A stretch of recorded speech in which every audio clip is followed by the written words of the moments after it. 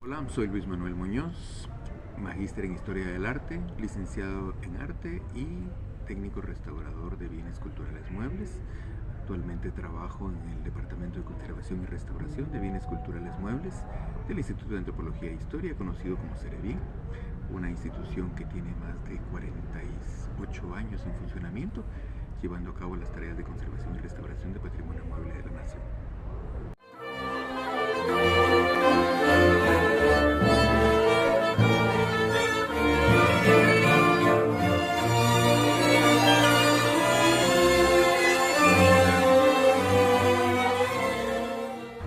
A nivel personal podría comentar que estas imágenes de gran devoción, creo que el mayor desafío es precisamente toda la trascendencia que tienen socialmente. Estamos hablando que estamos interviniendo un bien cultural que tiene una emoción intermedia, que tiene una emoción de por medio entre ese vínculo emocional entre la escultura.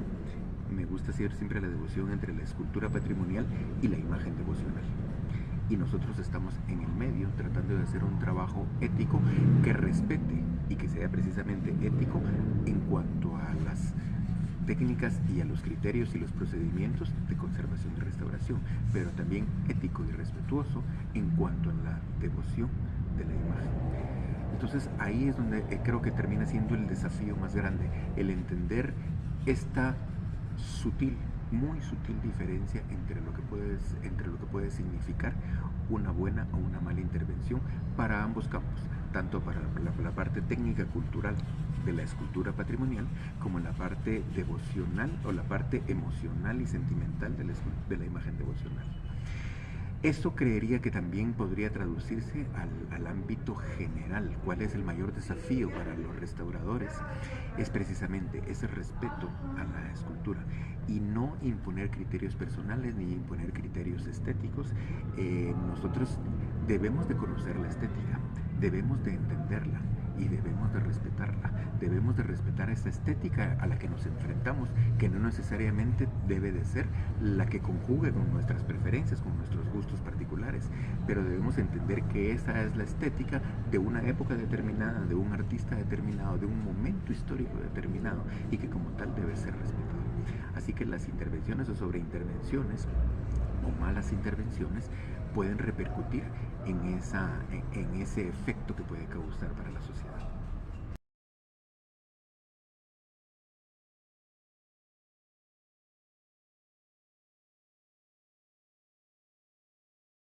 Pero ¿verdad? La primera parte de la pregunta o del planteamiento hablaba sobre el auge que ha tenido o la importancia que se le ha dado a la restauración en imágenes sacras y particularmente procesionales. Yo eso se lo quiero atribuir al trabajo que mucho ha hecho el CEREBIN, justamente. El CEREBIN siempre ha sido la punta de lanza, es el ente oficial, es el ente que de alguna manera termina por establecer los parámetros o los criterios de intervención. Porque si nos damos cuenta, todos los restauradores independientes o las instituciones semiautónomas, autónomas o privadas que se dedican a los trabajos de conservación y restauración siguen los lineamientos que ha establecido el CEREBIN. O sea que para el CEREBIN es una tarea doblemente importante, porque no solo debe de hacer el trabajo correcto y adecuado, sino que sabe que mucho de lo que se está planteando es los criterios que se van a establecer para actuar, para intervenir una obra. Sobre todo estas que estamos hablando del arte sacro. Aquí en el CEREBIN se han trabajado muchas de las imágenes de gran devoción de arte sacro procesionales, y eso ha dado una visibilización a este trabajo de restauración, le ha dado una enorme visibilización al CEREBIN, al trabajo que ha hecho durante 48 años, ¿verdad? Y que en estas últimas décadas pues se ha visibilizado más, sobre todo por el desarrollo de las redes sociales y los medios de comunicación mucho más masivos y modernos que tenemos actualmente. ¿Qué pasará en 200 años? Difícil saberlo, pero sí podemos ver un panorama que puede ser un poco incierto cuando vemos que hay muchísimas, lamentablemente demasiadas intervenciones sobre patrimonio cultural que llamaríamos sobreintervenidas O precisamente lo que estábamos hablando hace un momento, que están actuando bajo criterios personales, tratando de reformar o modificar de acuerdo a estéticas propias. Eh, no nos corresponde a nosotros como restauradores, y entiendo la tentación y entiendo que es muy apetecible pensar que uno puede ser capaz de mejorar algo o que puede ser capaz de dejarlo. Lo voy a poner entre comillas porque en realidad lo de las cuestiones de estética y la apreciación es extremadamente relativo, de dejarlo más bonito a una imagen o a una escultura, como lo veamos.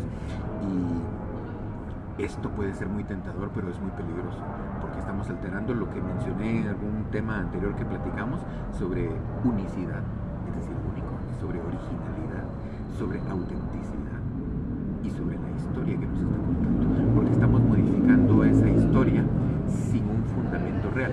Claro, vamos a entender que hace 80 años existían escultores que todos, seguramente muchos que manejan este tema conocen, escultores de mediados del siglo XX que se tomaron la tarea de reinterpretar la estética de las imágenes, de modificarlas, de alterarlas para que pudieran ser más adecuadas a la estética que se estaba viviendo. Es decir, tomar una escultura del siglo XVIII y transformarla para darle una estética del siglo XX. Y al final el resultado era que nos agradaba mucho, pero nos agrada porque lo que estamos viendo es una estética que nos es afín, que nos es común, porque la entendemos mejor, porque es nuestra estética.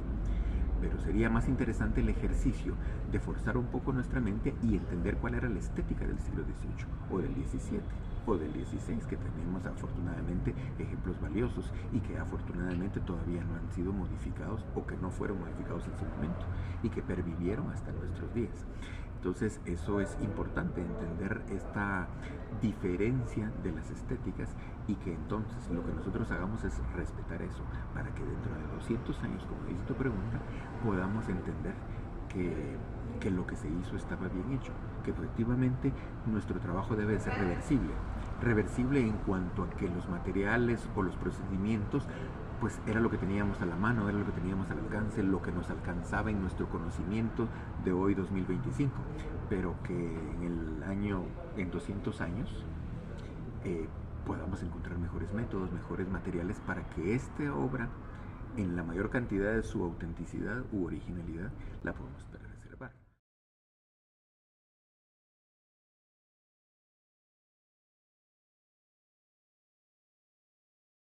Ahí ha sido un caminar, todos hemos estado aprendiendo en este desarrollo de la profesión. Hay que entender que la misma profesión como tal tampoco es de gran cantidad de siglos. Estamos hablando que ya los intentos formales, sistematizados sobre proyectos de conservación y restauración, acercándonos al concepto que hoy tenemos, eso lo estamos ubicando a mediados del siglo XIX en Europa. O sea, para América, para Guatemala, esto llega muy tardíamente. De hecho, todavía para las primeras décadas del siglo XX o hasta mediados del siglo XX, todavía no teníamos el concepto como tal de conservación y restauración del patrimonio, entendiéndolo como lo entendemos ahora. Sabíamos que teníamos que reconstruir, que no es lo mismo que restaurar, o que teníamos que rehacer, tampoco es lo mismo, ¿verdad? Y lo hacíamos en una función puramente estética y artística, para que se pudiera comprender lo que veíamos lastimado, para una cuestión de revitalización o de actualización. En el caso de patrimonio cultural mueble, esto se daba mucho. Las imágenes, hay que entender, las imágenes tienen una función primigenia, la función básica de ellos es ser un objeto de devoción y un transmisor de una ideología específica. Esa es su primera función. Cuando esta imagen pierde su capacidad de esa función, porque está lastimada, porque está en pedazos, ya no puede transmitir ese mensaje, porque el devoto que llegue va a ver más esos daños que la función a la que le fue encomendada la imagen. Entonces para eso se mandaban a arreglar. También estaba el otro factor, estar modificando las imágenes para que estuvieran actualizadas, precisamente por lo que hablábamos de la estética que debería ser actualizada, porque yo me soy más afín a algo que conozco. A algo desconocido soy más temeroso. Además tratábamos de que estuviera bonito. La belleza siempre ha sido mucho más fácil de asimilar. Y entonces siempre lo poníamos bonito a los criterios de aquel momento. esto ya lo entendemos diferente. Ya entendemos que ese bonito, que esa revitalización, que esa actualización, ya no la podemos hacer como tal, porque ahora estamos respetando valores que son mucho más importantes, su valor de historia, de originalidad, etcétera, etcétera, todo lo que hemos dicho. Entonces, hacer todos estos cambios pueden enredarnos un poco en cuanto a la historia, ¿verdad? Y pueden darnos pues ejemplos o pueden darnos mensajes equivocados sobre esto, ¿verdad? Y así es como se han incluido materiales que no han sido los adecuados. Vamos a empezar desde los más básicos que seguramente todos hemos oído, con aquellas limpiezas famosas con tubérculos, con papa o con frutos como tomate o esas cosas, el exceso de aceites, todas ese tipo de cosas que eran malos, que ya lo sabemos. Ahora luego apareció, en la novedad de esta profesión, aparecieron todos los materiales industriales, los materiales sintéticos, los materiales que eran muy revolucionarios. Se aplicaron sobre mucho patrimonio, y lamentablemente con los años nos damos cuenta que no necesariamente todos eran tan eficientes como decían, que había que dejarlos actuar durante varias décadas para saber si realmente iban a funcionar como pretendíamos que funcionaran. Así que hay que ser muy cauteloso con el uso de los materiales, y finalmente terminamos por otro de los principios básicos de la conservación y restauración, que es la compatibilidad de los materiales, ¿verdad? Es decir, quedarnos con los materiales que ya sabemos que siglos atrás fueron probados y que a pesar de esos siglos siguen funcionando y siguen siendo adaptables a nuestro patrimonio cultural.